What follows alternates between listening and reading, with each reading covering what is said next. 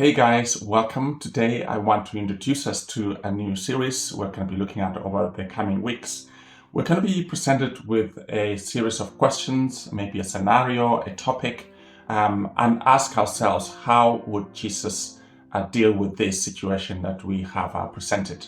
To start off with, I want to look at power, a single word yet so impactful on individuals and organizations and so on. There are all sorts of reasons, often as a tool for control, for security, or having the ability to shape the world around you before that world shapes you.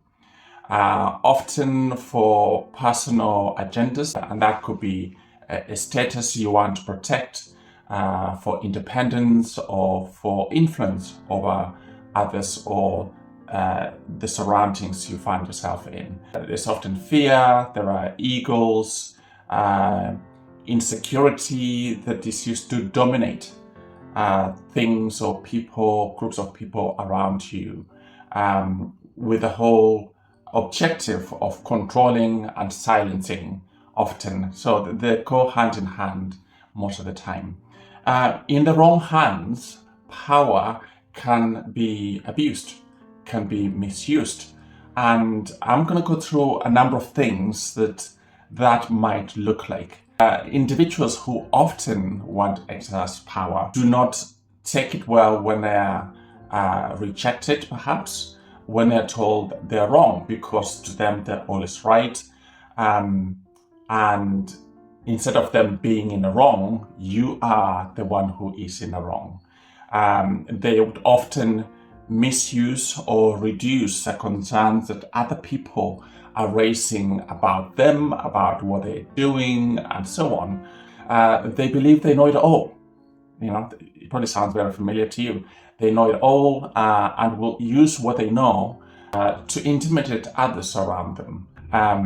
And they're often good at twisting the truth. So when they stand for something, they're of course wrong, but they'll twist the truth to retain control they have over individuals around them. Within the church, this is quite a big issue throughout history to us today. Within the church, this often looks like something that's hidden under God's agenda. I'm doing this because God has asked me to do it. I'm doing this because I have studied theology. I've spent years in Bible college, and I know what I am talking about. Or God told me to do so. So when you have that individual, and it's very difficult to challenge these individuals who are hiding themselves under the umbrella of God told me to do this. Where there is no accountability, power can lead into a thriving corruption, corrupt systems, individuals, and suppression of the marginalized, suppression of the weak, and so on. This is something that's very common even in our world today. There's a restriction of freedom for some. If we can restrict this group of people, we can retain control over them. We have seen cases of big, influential corporates or companies out there using their position to influence the public, to influence the markets around them. Often, most of the time, is for their own gain. And then there's misuse of resources that we have been given in this world that we live in. Natural resources, energy, we're seeing that is real and happening today in our world today. We can see what's going on in the Middle East. We can see what's going on in Russia-Ukraine situation. The energy is at the center of what's going on. So people want to grab it, control it, and use it for their own gain. Rare minerals, we've had cases of rare minerals being used as negotiating tool to gain control over them, again for the benefit of a few. And then on the soft side, we've seen this happening around elections, where there's information. So misuse of information, fake news, we've had much about that over the years. So there's manipulation of information to sway opinion, public opinion, or opinion of a group of people, so that we can gain their trust, create instability, suppress the truth, creating that false narrative so people can believe and behave the way that these organizations or few individuals want them to behave like.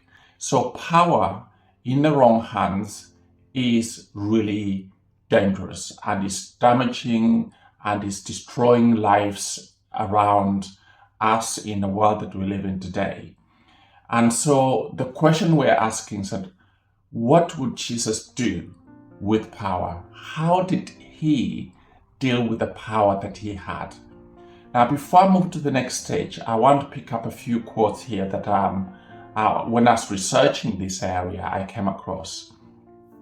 And these are quotes around power. The first one says, "The day the power of love overrules the love of power, the world will know peace." That is Mahatma Gandhi who said that a long time ago. The day the power of love overrules the love of power, the world will know peace.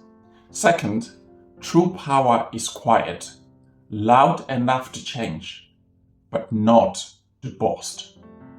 True power is quiet, loud enough to change, but not to boast. And then finally, power used well builds. Power abused breaks. So let's continue looking at this and see how Jesus dealt with the power, the authority he had. So the Bible is full of a lot of references to power and the abuse of power and authority. We see religious leaders over the generations abusing their positions to gain control over the people they have, they're overseeing, and letting those people suffer, letting those people starve when these leaders have so much more that they could share. But again, it's in the name of control. But Jesus introduces something different to him, and for him, everything we just talked about is the opposite of what he stands for. And that's not what the kingdom of God looks like. So he changes everything. He redefines what greatness, what power, what authority looks like. And he rebrands it as serving others. We use what we have in the positions that we have to serve others. We can see from examples, his examples, that using his authority, the power that he has to always deal with the suffering of the people around him, bringing healing, restoring the broken, meeting the needs of those who are around him and are struggling. He's always doing something to benefit others, not himself. He's using the authority to lift other people up, but never to elevate himself. That is what Jesus is doing. His leadership is dominated by unselfish love. And it is this unselfish love that ultimately led him to the cross. People didn't like it, even when something is so good, because it's not being spoken in our own language, we don't connect with it, and we reject it. They rejected him for doing something that was so good. So what does this say to us? Well, it reminds us that the kingdom of God, in the kingdom of God, power is not about positions, it's not about hierarchies, but it is about purpose. It is about empowering others. It is about blessing others. It is about helping others. It is love in action. Love in its truest sense being acted out. Using the strength, the authority, the power, the influence we have, and flipping it outward for the benefit of all those out there. So it is about looking after, it's about stewardship, a very Christian word. It's about stewardship, taking care of something, taking care of the now, so that tomorrow or those over there, the generations to come can also benefit from what we have around us. It's not about possession at all. Let's take a look at some of the biblical examples, and I'm going to read a few verses from the Bible. The first one I want to look at is Luke chapter 10, verses 17 to 20. Luke 10, 17 to 20. And here we can see the power being given to the 72 who have been chosen to go out there in the community, spreading peace, bring about healing and helping the people in the community. And these are the words that we read from the Bible. The 72 returned with joy. So we've gone through, there's a background obviously, but we've jumped to verse 17. The 72 returned with joy and said, Lord, even the demons submit to us in your name. But he replied, I saw Satan fall like lightning from heaven. I have given you authority to trample on snakes and scorpions and overcome all power of the enemy. Nothing will harm you. However, there's a caution, this is very important. However, do not rejoice that the spirits submit to you, but rejoice that your names are written in heaven. It means that Jesus, in this example, wants his followers, you and I, to find joy not in the success, not in the success itself that we're seeing, but in the unshakable reality that we belong to God. That's number one. Number two, Matthew 20:26. Whoever wants to become great among you must be your servant. Simple and to the point. If you want to be great, wherever you are, in your work situation, in your family, in your friendship groups, then you cannot be seeing yourself here. You need to see yourself as being involved and helping. It's an idea of I'm not elevating myself. I'm just one of you and I'm here for you, not to be lifted up here. That's not what it's all about. The disciples in this case were arguing, having an argument about status and about position, and in response, Jesus contrasts worldly power, which looks like control, as we talked about before, which looks like dominance, which looks like hierarchies, structures, the top and the bottom, with contrasting that with kingdom power, which looks like service. We talked about service. It looks like humility, looks like sacrifice, and so on. That is what that is all about. Again, flipping everything upside down. And then finally, John chapter 13, verses 12 to 15. John 13, 12 to 15. You call me teacher and Lord, and rightly so, for that is what I am. Now that I, your Lord and teacher, have washed your feet, you also should wash one another's feet. I have set you an example that you should do as I have done for you. Here's what we just talked about. We have the Son of God, part of the Trinity, God Himself, deciding to wash the feet of those around Him. That's one of the greatest examples of humility.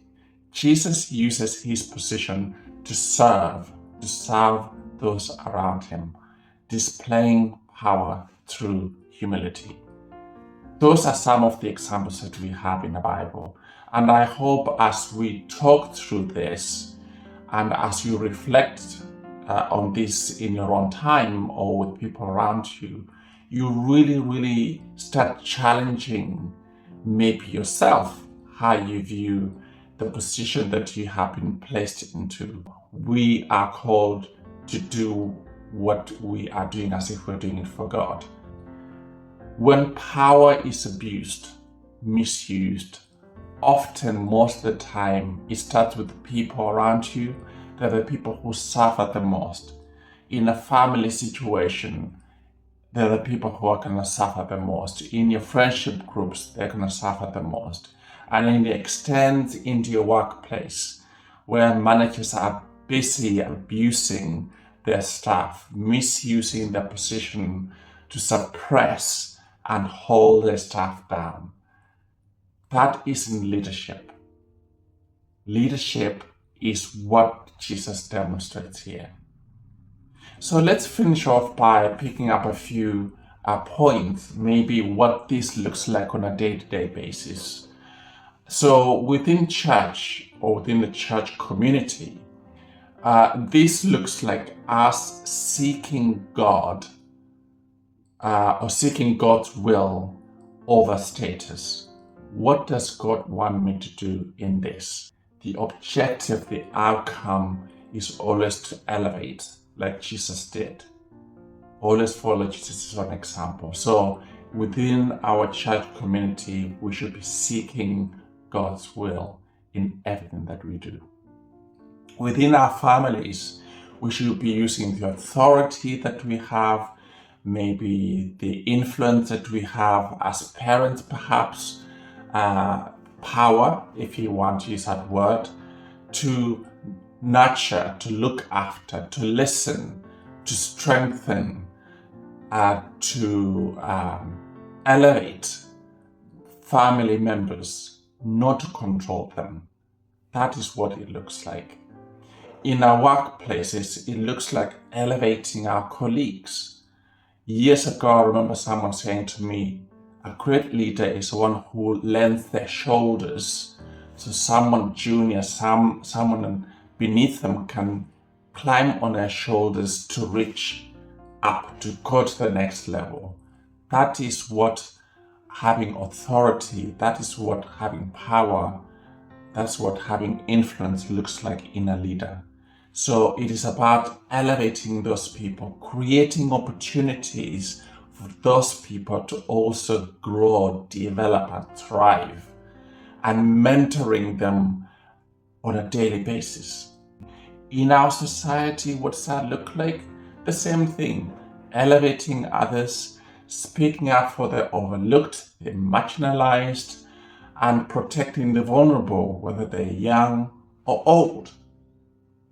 The list can go on and on, but these are just some of the examples that we can use in our day-to-day life to be a better people and use the positions that we have, the strength that we have to help others around us. And then just generally within leadership, this looks like creating policies and procedures that introduces transparency and accountability, where people can see, where people can challenge, and not being afraid to be challenged or to be asked questions. That's what it looks like. Within church setting, if you're a leader, if you're a pastor, it's about listening to the voices. It's about having that fair representation, whether someone is knowledgeable or not, bringing everyone to the table so we can all learn together. We get it wrong. We're not perfect. We're not God. We need to allow room for people to question some of the things that we're doing. But as I said earlier, if we are going based on God's own will, if that's what we're looking for and it's how we're living our lives, then it's going to be all right. So never be afraid to be challenged, to be questioned, if you're right. And then I'm going to finish with a few questions for your own personal reflection. Number one, where am I seeking recognition instead of an outward impact on others? Where am I seeking recognition rather than an outward impact on others? Number 2, how can I use my influence, my position, the strength that I have this week to help someone else thrive, to help them be better than they were the day before? And then number 3, who benefits the most from the power, the influence, and the authority that I have? Who benefits the most? And just to finish it off, always ask this question of yourself. What would Jesus do in this situation? What would Jesus do with the power, the authority, the influence, the strength, the control that I have? And listen, allow time for him to speak back to you and help you navigate all these things that you possess in the right way. Pray with someone, help someone, share with someone, serve someone. Have a great week. Bye.